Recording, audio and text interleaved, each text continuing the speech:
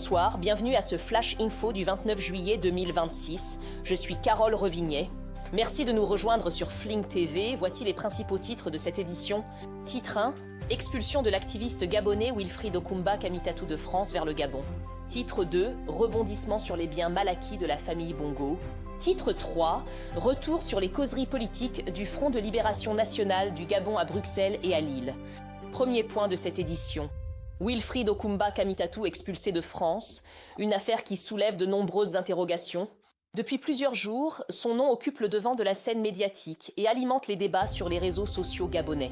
Il s'agit de Wilfried Okoumba Kamitatu, activiste connu pour ses prises de position souvent critiques à l'égard de l'ancien président Ali Bongo Ondimba, mais également de certaines autorités de l'actuel régime dirigé par Brice Clotaire Oligui Nguema, président par défaut.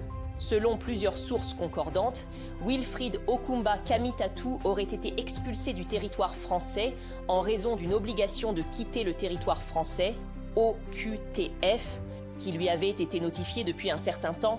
Si cette mesure administrative pourrait expliquer son éloignement de la France, les circonstances entourant son exécution suscitent de nombreuses interrogations au sein de l'opinion publique gabonaise. Plusieurs questions reviennent avec insistance, les voici. Si Wilfried Okoumba Kamitatu faisait effectivement l'objet d'une OQTF depuis plusieurs mois, pourquoi son expulsion n'a-t-elle été exécutée qu'à ce moment précis ? Pourquoi son interpellation serait-elle intervenue à sa sortie de l'hôtel où il venait, selon plusieurs témoignages, de rencontrer le président Brice Clotaire Oligui Nguema ? Pourquoi cette expulsion est-elle intervenue précisément au cours de la visite d'État du chef de l'État gabonais en France, quelques instants après leur entretien présumé ? À ce stade, aucune preuve publique ne permet d'établir un lien entre cette rencontre et la décision des autorités françaises d'exécuter l'OQTF. Toutefois, cette concomitance des événements alimente de nombreuses spéculations et nourrit le débat dans les milieux politiques et sur les réseaux sociaux. Certains observateurs s'interrogent notamment sur une éventuelle influence politique ayant pu accélérer l'exécution de cette mesure administrative, alors que l'activiste n'hésitait pas à plusieurs reprises à critiquer certaines décisions et orientations du pouvoir en place. À ce jour, aucune autorité française ou gabonaise n'a confirmé une telle hypothèse, qui relève donc du domaine des interrogations et non des faits établis. Il convient également de rappeler que Wilfried Okoumba Kamitatu s'est à plusieurs reprises présenté comme un soutien du président, par défaut Brice Clotaire Oligui Nguema, malgré des critiques ponctuelles formulées à l'encontre de certaines actions de son gouvernement. Dans l'attente d'éventuelles explications officielles des autorités françaises et gabonaises, cette affaire continue de susciter de nombreuses réactions et demeure au cœur de l'actualité politique gabonaise. C'est à 20h, heure locale, que l'activiste connu sous le patronyme de Wilfried Kamitatu a atterri à l'aéroport international Léon-Mba de Libreville. Après plus de 10 ans d'exil, l'ancien activiste évoque les motivations de son retour sur sa terre natale. Il faut le dire, ça fait bientôt 13 ans que je suis parti du pays. J'ai des enfants qui ont grandi, qui ont eu le bac. Que les gens comprennent qu'on est mieux chez soi que chez autrui. Ma mère a des problèmes de santé et puis il faut saluer aussi le leadership du président de la République qui, depuis son accession à la magistrature suprême, n'a cessé de me surprendre personnellement. Un choix qui semble mûrement réfléchi par ce dernier. Et lors de son passage il y a quelques jours à Paris, j'ai été de plus en plus séduit par la pertinence de ses propos et surtout le sens d'ouverture. Ce sont les raisons qui m'ont amené aujourd'hui à rentrer librement chez moi. Connu pour son positionnement quelquefois virulent et acerbe à l'endroit des autorités gabonaises, selon les internautes, l'ancien activiste semble prôner désormais la piété. Je profite aussi de votre tribune pour dire aux personnes que j'ai choquées par mes propos. Lorsqu'on est derrière son téléphone Android, on est souvent excessif. Donc je voudrais aussi demander pardon à ceux-là que j'étais dans l'euphorie du combat. Comme beaucoup avant lui, le retour des activistes au Gabon pourrait parallèlement faire écho au contexte de régulation stricte du numérique, marqué par la création du statut légal spécifique, le contrôle accru des plateformes et des interpellations liées aux dérives sur les réseaux sociaux. Cette affaire continue de susciter de nombreuses réactions. Nous suivrons bien entendu son évolution. Deuxième point de cette édition, Nouveau rebondissement dans le dossier des biens mal acquis. Le parquet national financier, PNF, a requis le renvoi devant le tribunal correctionnel de Paris de BNP Paribas, ainsi que de plusieurs enfants de l'ancien président gabonais Omar Bongo Ondimba, dans le cadre d'une enquête portant sur l'acquisition présumée frauduleuse de biens immobiliers et d'avoirs en France. Selon une source judiciaire, le PNF demande au total le renvoi de 23 personnes physiques et morales devant la justice française. Cette procédure s'inscrit dans l'une des affaires judiciaires les plus emblématiques concernant les patrimoines présumés illicitement constitués par d'anciens dirigeants africains et leurs proches. Cette nouvelle étape judiciaire relance une fois de plus le débat sur les biens mal acquis de la famille Bongo, un dossier qui continue de susciter de vives réactions tant au Gabon qu'à l'international. Pour de nombreux observateurs, cette affaire ravive les interrogations sur la gestion des ressources publiques d'un pays pourtant riche en pétrole, en manganèse, en bois et en autres ressources naturelles. Pendant que ces procédures judiciaires suivent leur cours en France, une partie importante de la population gabonaise demeure confrontée à des difficultés quotidiennes, notamment les coupures récurrentes d'eau potable et d'électricité, ainsi qu'à une précarité persistante. Il appartient désormais à la justice française de déterminer, au terme de la procédure, les responsabilités éventuelles des personnes mises en cause, dans le strict respect du principe fondamental de la présomption d'innocence. Ces biens qui auraient été achetés via de l'argent public gabonais, détourné un patrimoine immobilier, des objets de luxe évalués à 85 millions d'euros par la justice française. Le parquet national financier vient donc de demander le renvoi devant le tribunal correctionnel de 5 sociétés et 18 personnes, principalement des membres de la famille Bongo. Oui, parmi les personnes pour qui le PNF demande un procès, il y a 9 des enfants d'Omar Bongo. Les plus connus, Pascaline Bongo, l'aînée qui était sa directrice de cabinet, propriétaire de plusieurs appartements dans les quartiers les plus cotés de Paris. Elle est poursuivie pour recel de détournement de fonds publics, de blanchiment, de corruption active et passive et d'abus de biens sociaux. Il y a Omar Denis Junior qui vient de célébrer son mariage à grands frais au Gabon. En revanche, il n'y a pas l'ancien président Ali Bongo qui, lui, n'est pas visé dans cette procédure. Figure dans le réquisitoire la première dame du Congo-Brazzaville, Antoinette Sassou Nguesso, ou encore Sonia Rolland, l'ancienne Miss France, qui a reçu un appartement des Bongo en 2003, un cadeau selon elle. Parmi les personnes morales, la banque BNP Paribas aurait converti au moins 35 millions d'euros d'origine délictuelle. Il y a aussi 4 sociétés immobilières qui auraient bénéficié de dizaines de millions d'euros. BNP Paribas qui conteste auprès de l'AFP toute responsabilité alors qu'un de ses dirigeants avait reconnu devant les enquêteurs un raté dans les contrôles. Les défenseurs des Bongo, eux, dénoncent depuis le lancement de l'affaire, il y a près de 20 ans maintenant, des dossiers politiques visant à la confiscation des biens. Au total, Lisa, ce sont 52 biens immobiliers qui ont été saisis par la justice française dans cette affaire. Charge donc désormais aux magistrats instructeurs d'organiser ou non un procès. Ce dossier demeure suivi avec une attention particulière. Nous continuerons à vous informer de ces développements. Enfin, retour sur les causeries politiques organisées par le Front de Libération Nationale du Gabon. Le FLING a organisé les 24 juillet 2026 à Bruxelles et 25 juillet 2026 à Lille, 2 rencontres qui ont suscité un vif intérêt au sein de la diaspora gabonaise et largement retenu l'attention des Gabonais à travers le monde. Ces échanges ont été marqués par une forte mobilisation des participants, mais également par la participation en visioconférence du professeur Albert Ondo Ossa, président élu de l'élection présidentielle de 2023. Sa présence a constitué l'un des temps forts de ces 2 rencontres politiques, celle de Lille en particulier. Au cours de leurs différentes interventions, les responsables du Front de Libération Nationale du Gabon, FLING, et le professeur Albert Ondo Ossa, ont dressé un constat qu'ils jugent préoccupant de la situation politique, économique et sociale que traverse actuellement le Gabon. Ils ont également exposé leurs analyses, leurs propositions et leurs visions de l'avenir du pays en abordant plusieurs thématiques majeures, notamment la gouvernance, la justice, les libertés publiques, le développement économique, l'emploi des jeunes, la transparence dans la gestion des ressources nationales et le renforcement des institutions. Afin de permettre à chacun de se faire sa propre opinion, notre rédaction vous propose une sélection des moments les plus marquants de ces interventions. Nous vous invitons à suivre ces extraits qui reviennent sur les principaux messages adressés à la diaspora gabonaise et à l'ensemble des citoyens.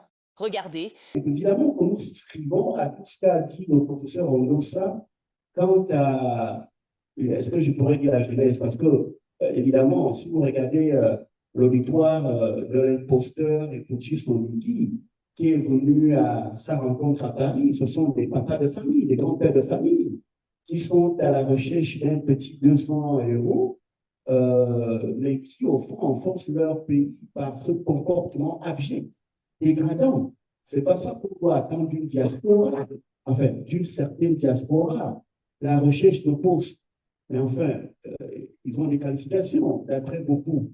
On avait dit que c'était des ingénieurs, c'était des banquiers, mais les hommes d'affaires qui courent après une petite carotte de 100 euros, de 200 euros, qui vient de l'argent qui vient de leur pays. Ce n'est pas de l'argent qui vient de M. Oligui. Et là, M. Oligui s'impose comme étant le corrupteur numéro un. Normalement, il est poursuivable. Il doit être arrêté pour cet acte de corruption. C'est du clientélisme politique. Mais vous savez, quand vous avez des gens qui, au fond, motivent M. Oligui dans son comportement dégradant, finalement, on a envie d'excuser un peu M. Oligui. Parce que ces grands-pères de famille, beaucoup sont des grands-pères, j'en connais beaucoup, qui sont dans la soixantaine.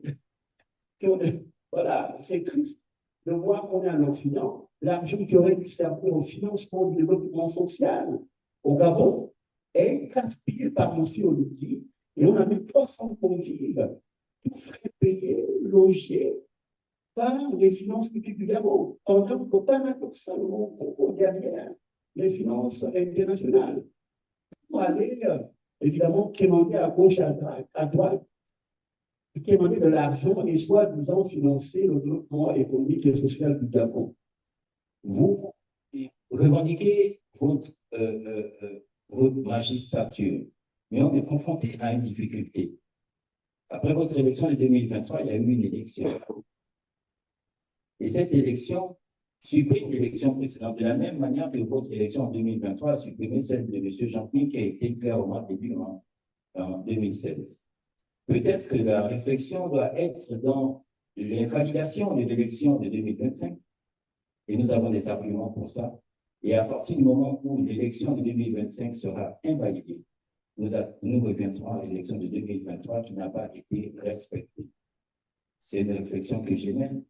Et ce, d'autant plus qu'à l'issue de ce coup d'État, nous avons eu un individu qui a pris le pouvoir, qui a promis sur son honneur d'officier de rendre le pouvoir civil, mais qui l'a finalement gardé. M. Oligui est mal élu. La loi gabonaise a été modifiée dans les 1 an de l'élection. C'est une erreur.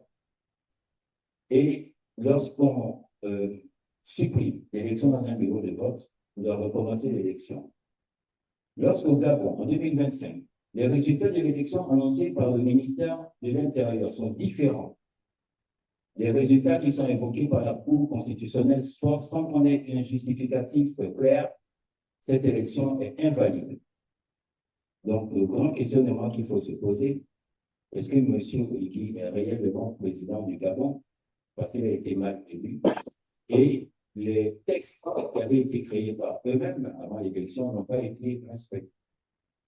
Nous pensons que le clientélisme que M. Oligui a trouvé comme stratégie pour réduire le Gabonais à mort de la poussière, ce clientélisme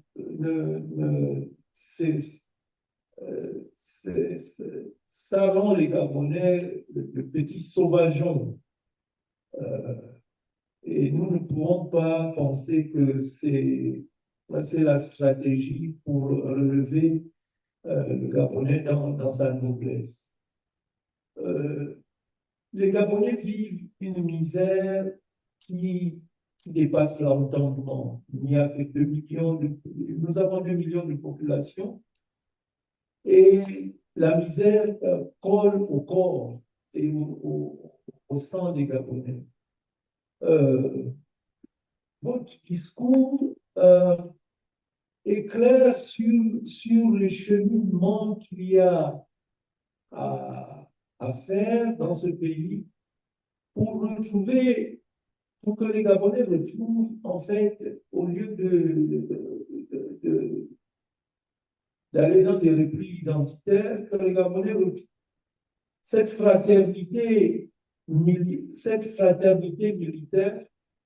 que le président Poutine avait relevée une fois au stade en Russie pour encenser tous les Russes face au drame que subissait l'armée russe en Ukraine.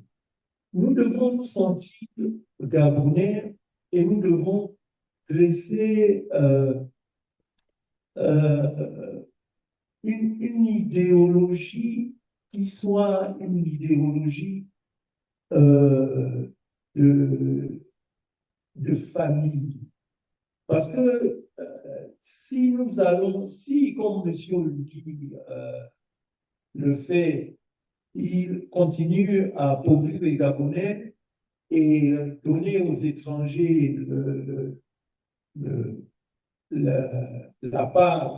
la belle part de l'économie gabonaise, il pourrait y avoir un remplacement de population dans ce pays. Bien, je me satisfais d'abord du fait que par rapport au fond, fondamentalement, nous sommes tous d'accord. Nous avons pratiquement la même analyse de la situation. Nous avons pratiquement la même perception de la situation. De ce point de vue, je suis satisfait parce que toutes les interventions qui ont suivi la mienne allaient dans le même sens. Et lorsque, en ouverture, j'ai suivi effectivement le président du flanc qui prenait la parole, il a pratiquement dit avant moi ce que j'ai dit par la suite. Ce qui veut dire en termes clairs que nous avons pratiquement la même perception de la situation. Il y a quelques différences d'approche, c'est tout à fait normal par rapport à la mise en œuvre, par rapport à l'analyse. Bon, ben ça c'est tout à fait normal. Ce sont des différences légères, je dirais secondaires. Ces différences secondaires portent sur des points qui ne me semblent pas fondamentaux. Par exemple, que faisons-nous de l'élection de 2025? Moi, je suis catégorique là-dessus. L'élection 2025 n'en est pas une. Pourquoi? Parce elle est fausse. Pourquoi? Parce qu'une élection repose sur un texte. Or, le texte sur lequel repose l'élection, à savoir le référendum n'a pas requis ce qu'on appelle la majorité qualifiée. Et de ce point de vue, automatiquement, la population gabonaise a rejeté. Rien que par ce fait-là, tout ce qui fait par la suite est nul et de nul effet. Donc, c'est juste des questions qui nécessitent effectivement qu'on travaille ensemble, qu'on discute. Et moi, je suis ouvert.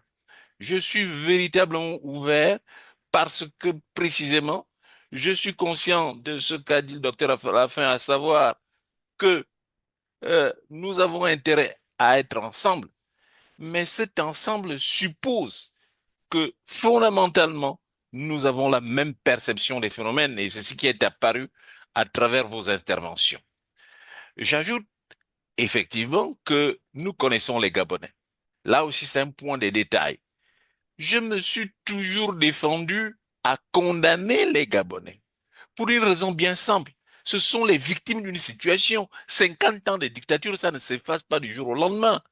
Ce que les Bongos ont le mieux réussi dans notre pays, c'est véritablement paupériser la population. Et dès que quelqu'un est pauvre, il ne réfléchit pas par lui-même. Et il réfléchit par rapport au court terme. Est-ce que je vais à l'aéroport où j'aurai 2000 francs? 2000 francs me permettent de nourrir ma famille 2 jours. Il va à l'aéroport et je ne le condamnerai par rapport à cela. Donc, notre combat est noble.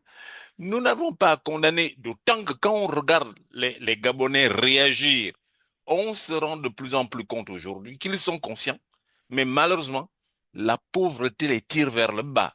Donc, c'est des analyses à faire.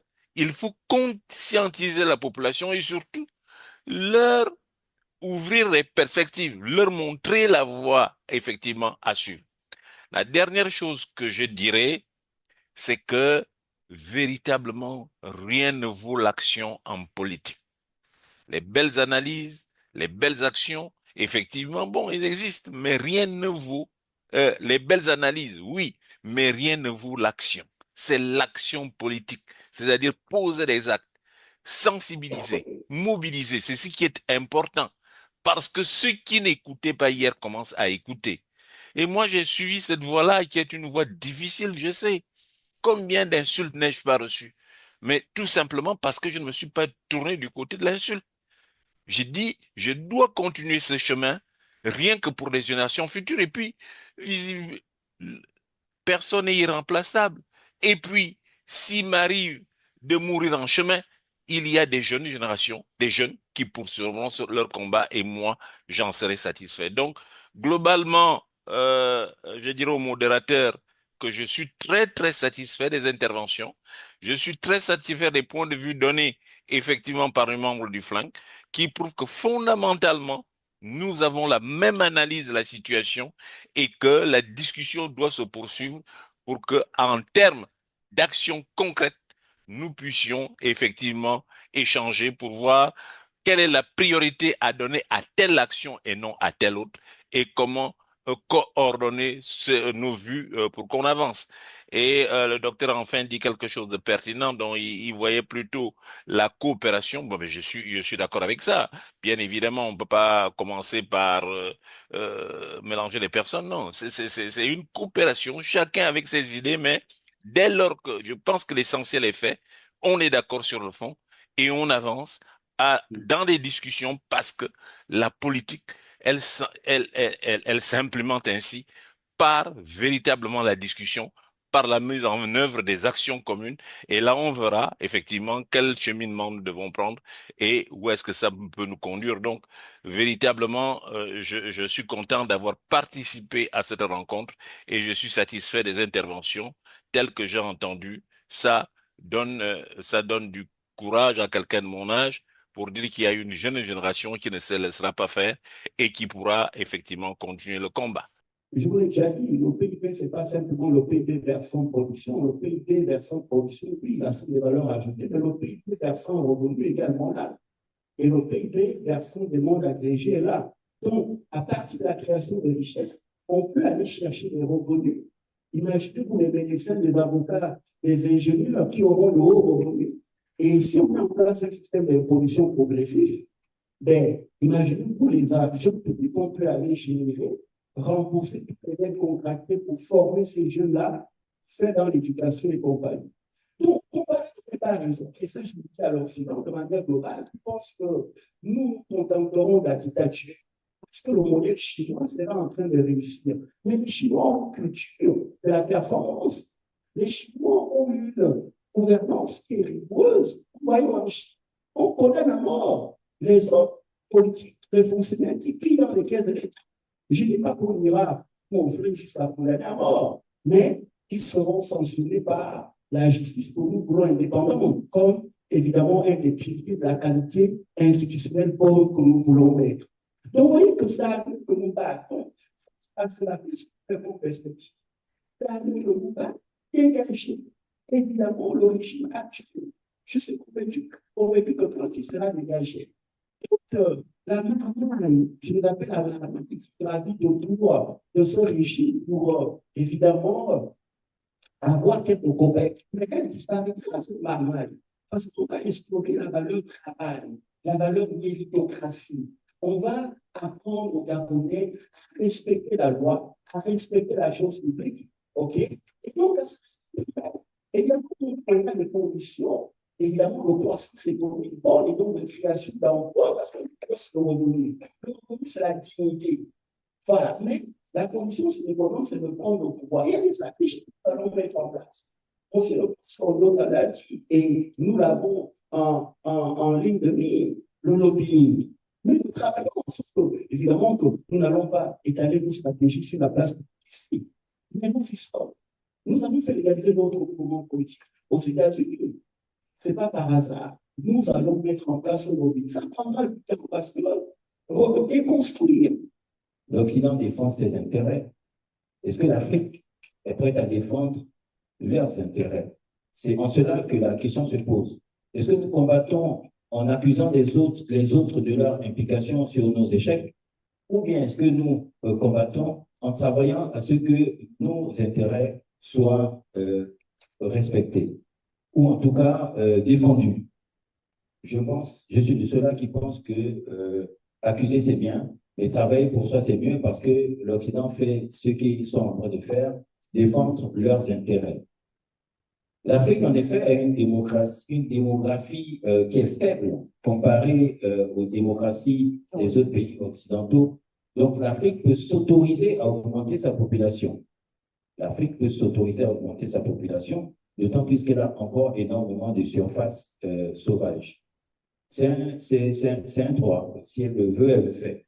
Et l'Afrique n'a pas de leçons à recevoir en matière de démographie sur son sol.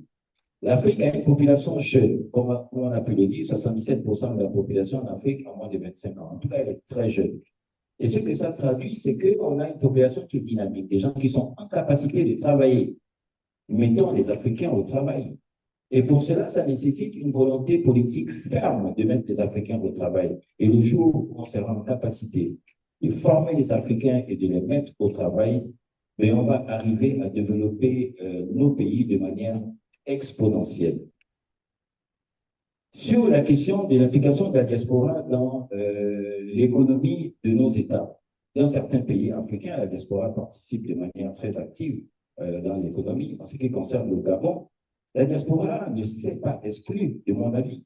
La diaspora a été exclue. Parce qu'au-delà des questions économiques, il y a aussi des questions sociales, il y a une implication politique. Pourquoi pas? Au Gabon, quand on est de la diaspora, on nous demande de venir apporter de l'argent, de la structure, mais on nous interdit de nous impliquer sur les questions sociales et politiques. Ne sommes-nous pas Gabonais comme tous les autres? Pourquoi un Gabonais qui vit à la diaspora et qui peut investir au Gabon, en temps voulu, ne peut pas prétendre à diriger le Gabon? N'est-il pas Gabonais comme les mêmes Gabonais qui sont au Gabon? De la même manière aussi, j'ai tendance à penser que la diaspora ne sont pas forcément les mieux éclairés ou bien les mieux chevronnés pour faire changer le Gabon. Les Gabonais qui sont au Gabon sont en capacité, eux aussi, de le faire. Leur donne-t-on les moyens de le faire? On a pu échanger hier sur la problématique de l'entrepreneuriat au Gabon. Est-ce que au Gabon, les conditions mises pour les populations favorisent l'entrepreneuriat au Gabon? Je ne suis pas si convaincu que cela. Alors, monsieur Olivier, d'un côté, il veut se faire passer pour le bon samaritain de la politique gabonaise, et de l'autre côté, de manière très subtile, il crée une cabale contre les Gabonais de la diaspora, peut-être parce qu'il ne tient pas les Gabonais de la diaspora qui vivent dans la diaspora par leur talent.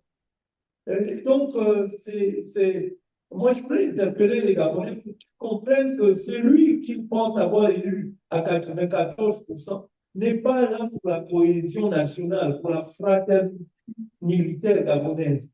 Il est là pour diviser et pour détruire. Il veut détruire les Gabonais de la diaspora parce que il ne peut pas emprisonner